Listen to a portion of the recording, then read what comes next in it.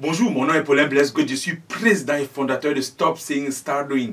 Waouh! 5 choses à mettre en pratique si vous voulez être en bonne forme, heureux, réussir dans beaucoup de domaines. Vous rêvez d'être heureux, en bonne santé, réussir, et vous êtes dans l'incapacité de le faire. Vous faites des choses ici et là pour l'améliorer, n'est-ce pas, de votre condition de vie, bien-être, je dirais même qualité de vie aussi. Par contre, vous semblez manquer de la cohérence. Par exemple, si vous voulez vous sentir heureux, pourquoi ne pas faire du ski avec des amis ou louer un chalet et passer, n'est-ce pas, d'accord, d'excellents moments en compagnie des personnes que vous aimez. Pour être en forme, s'inscrire peut-être à des séances de gym, prendre des cours de boxe, de karaté, voilà, et puis changer vos habitudes alimentaires.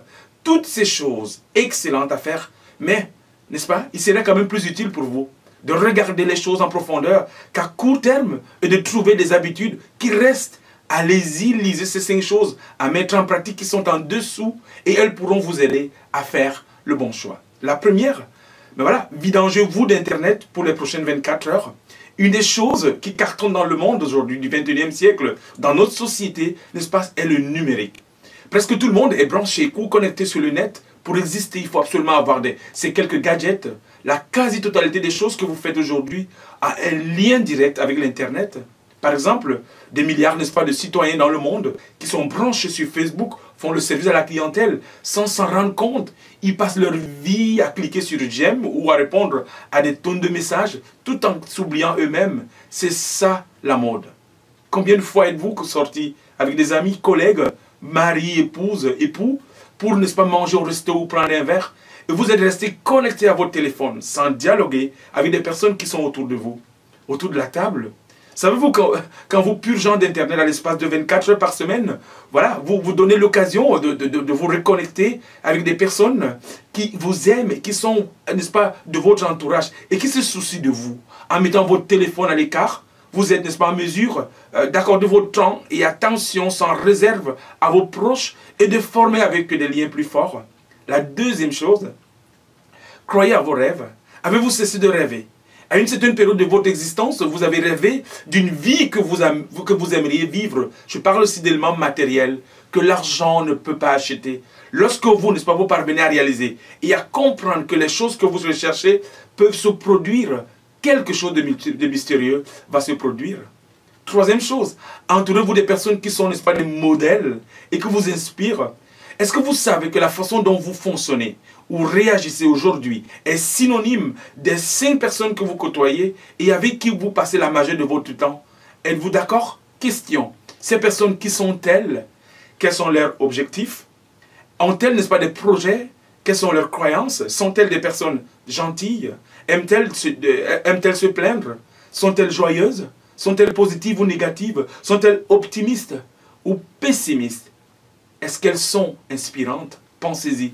Pensez-y par rapport à ces quelques éléments, n'est-ce pas, qui touchent, n'est-ce pas, qui vous touchent considérablement. Et la quatrième chose, faites de la lecture une discipline hebdomadaire. Malheureusement, n'est-ce pas, beaucoup de gens dans nos sociétés n'aiment pas lire. La vie est une école d'apprentissage. Alors il est très important de continuer à apprendre.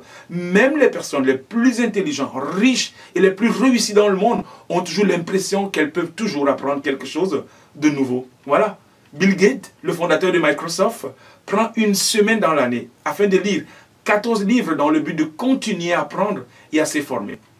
Alors, je vous encourage très fortement à lire un livre par semaine. Au fur et à mesure que, n'est-ce pas, le temps passe, vous aurez lu des centaines de livres. Et vous aurez aussi acquis des connaissances sur un certain nombre de sujets. Vous aurez alors la possibilité de voir le monde grand, différemment, ainsi que n'est-ce pas, d'ouvrir les portes pour communiquer avec plus de gens à raison de vos connaissances sur diverses choses.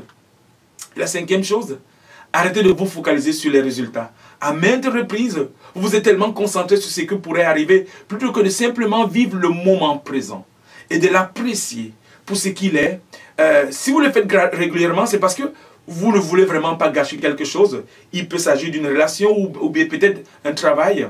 Alors, à force de ne pas se concentrer sur ce qui n'est pas encore arrivé, vous pouvez parfois aussi, n'est-ce pas, créer d'avance des résultats qui seront négatifs. Concentrez-vous sur des choses que vous pouvez contrôler. Mieux encore, mettez l'accent sur ce que vous pouvez contrôler. Vous-même, faites ce qui est juste et laissez les choses arriver toutes seules. Alors si vous avez aimé ma vidéo, je vous encourage très fortement à la rendre virale. N'est-ce pas, partagez-la avec des gens que vous connaissez autour de vous. La deuxième chose que je vous demande, allez, n'est-ce pas, sur ma chaîne YouTube, abonnez-vous, vous allez recevoir chaque semaine une de mes vidéos. Et puis, enfin, allez, n'est-ce pas, sur mon site web, s'il vous plaît, adhérez, je vais vous envoyer ma lettre de nouvelles. Arrêtez de souhaiter, commencez maintenant à faire ce que j'appelle passer à l'action. Merci et à bientôt.